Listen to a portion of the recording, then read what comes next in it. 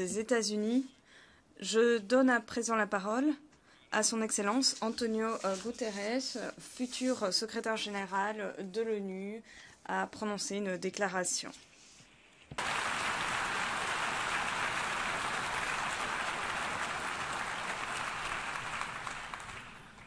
Monsieur le Président de l'Assemblée générale, Monsieur le Secrétaire général, Excellences, Mesdames et Messieurs, quand j'ai entendu que le Conseil de sécurité avait décidé de me recommander à l'Assemblée générale, mes sentiments auraient pu être décrits en 2 mots, gratitude et humilité. Et c'est empreint de cette même gratitude et humilité que je me tiens devant vous aujourd'hui, tout en ressentant également un grand sens des responsabilités.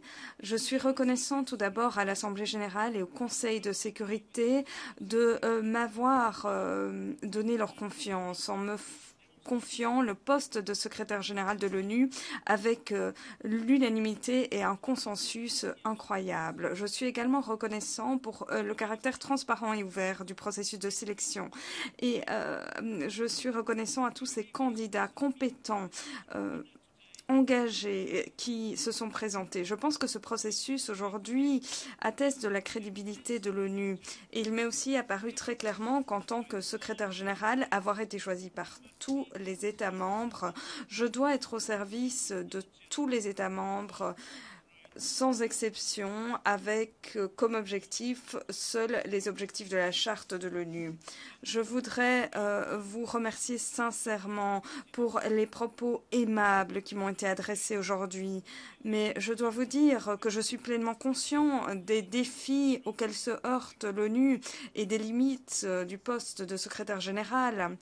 Les graves problèmes de notre monde complexe d'aujourd'hui ne peuvent qu'inspirer une approche humble dans laquelle le secrétaire général n'a pas toutes les questions, toutes les réponses et ne veut pas non plus imposer toutes ses opinions. Un secrétaire général, selon moi, doit avoir recours à ses bons offices, doit être un rassembleur, un médiateur, quelqu'un qui jette des ponts, un courtier honnête qui essaye de trouver des solutions dans l'intérêt de tous. Excellences, Mesdames et Messieurs, au fil des 10 dernières années, j'ai pu voir de mes propres yeux les souffrances des personnes les plus vulnérables sur notre planète. Je me suis rendue dans des zones en guerre, dans des camps de réfugiés, où on pourrait se demander en toute légitimité où sont passées la dignité et la valeur de la personne humaine dont parle la charte. Qu'est-ce qui nous a rendus à l'abri de cette détresse des plus défavorisés socialement, économiquement. Et tout cela m'emplit d'un sens des responsabilités fort, de placer la dignité humaine au cœur de nos travaux et j'espère au cœur de notre action commune. Je voudrais également souligner l'importance de l'égalité entre les sexes. Cela fait longtemps que je me rends compte des obstacles auxquels se heurtent les femmes dans la société, dans la famille et sur leur lieu de travail, parce qu'elles sont des femmes. J'ai vu de mes propres yeux la violence dont elles sont la cible en temps de conflit ou lorsqu'elles fuient les conflits, simplement en raison de leur sexe. Et j'ai essayé d'en parler dans chaque fonction que j'ai occupée. La protection, l'autonomisation des femmes et des filles ont été et continueront d'être une priorité pour moi. J'ai foi dans les Nations Unies.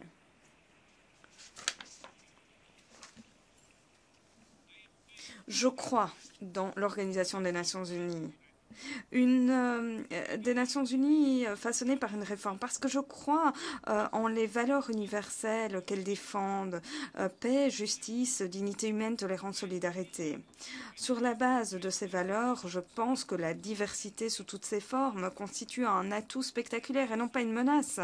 Et quand dans des sociétés de plus en plus multiethniques, multiculturelles, multireligieuses, la diversité peut nous réunir et non nous diviser. Nous devons veiller à briser ces alliances entre tous ces groupes terroristes ou ces extrémismes violents d'un côté et les populistes, les xénophobes d'autre part. Ces deux phénomènes se renforcent et nous devons pouvoir les combattre tous deux avec beaucoup de détermination. Monsieur le secrétaire général, Excellences, Mesdames et Messieurs, sans paix, la vie est vidée de tout son sens. Sans paix, on ne peut garantir le développement durable et le respect des droits de l'homme qui sous-tendent à leur tour l'enracinement de la paix. Mais la paix est aujourd'hui et malheureusement la grande absente dans notre monde. De par sa vocation mondiale et les principes consacrés dans sa charte, l'Organisation des Nations Unies a le devoir moral et le droit universel de mettre en œuvre comme priorité majeure la diplomatie pour la paix. Une diplomatie capable de faire valoir la diversité et le caractère représentatif de l'ONU. Une diplomatie qui lui permette de s'ériger en forum de dialogue, en espace public universel pour apprendre à travailler ensemble, pour mieux nous connaître et mieux écouter l'autre. Une diplomatie capable d'apaiser les tensions et de faire émerger des solutions pacifiques aux conflits qui empêchent tant d'êtres humains d'avoir une vie digne de ce nom. Quand j'étudiais histoire au lycée, et ce avec passion, je dois le dire, presque toutes les guerres se terminaient avec des vainqueurs. Mais les conflits actuels ne connaissent que des perdants. Les guerres semblent interminables, deviennent de plus en plus complexes et entreliées, et alimentent la haine et le terrorisme. En même temps, la souffrance qu'elles causent devient moralement insupportable et la sécurité est partout menacée. Il est de notre responsabilité collective de mettre fin à cet état de choses. Je suis bien conscient qu'il y a parmi nous des visions différentes et des intérêts légitimes, parfois divergents, qui créent des divisions et rendent difficile l'unité de notre action pour la paix. Mais les menaces qui pèsent sur notre sécurité collective, sur la nature même de nos sociétés et la survie de la planète telle que nous la connaissons sont telles que notre intérêt commun doit s'imposer contre tout ce qui nous divise. Unissons-nous pour la paix. Voilà la demande la plus pressante des citoyens du monde que nous sommes là pour servir.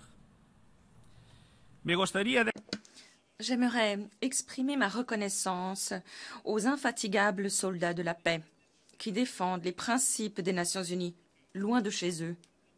Mais j'aimerais aussi ici lancer un appel à l'appui de tous les États membres, de toutes les structures de l'organisation. Ne permettons pas que des comportements répugnants n'entachent l'héroïsme au service des Nations Unies. C'est à l'Organisation des Nations Unies, sous son drapeau bleu, que le monde peut se retrouver, édifier la paix avec détermination, créativité, solidarité et compassion. Qu'il me soit permis, avant de terminer ma déclaration, de rendre hommage au secrétaire général Ban Ki-moon.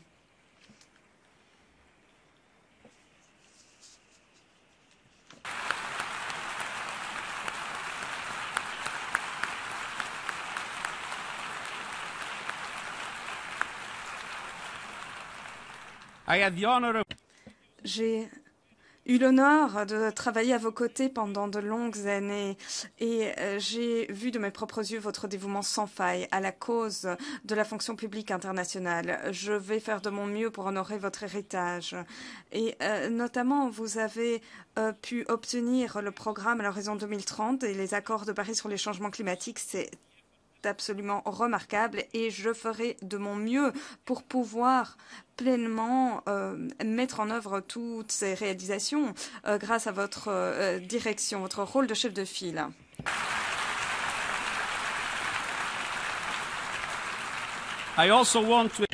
Je tiens également à exprimer mon admiration pour le dévouement et l'engagement du personnel de l'ONU. Ayant été moi-même un membre du personnel pendant plus d'une décennie, je suis enchantée d'être votre collègue à nouveau. Mesdames et Messieurs, Le rêve des fondateurs des Nations Unies reste à accomplir. Beaucoup a été fait, mais le chemin est encore long. Nous devons le parcourir ensemble, nous les peuples, dans nos multiples rôles, parce que l'horizon est tangible, le bien-être de l'humanité. Je vous remercie. Muito obrigado.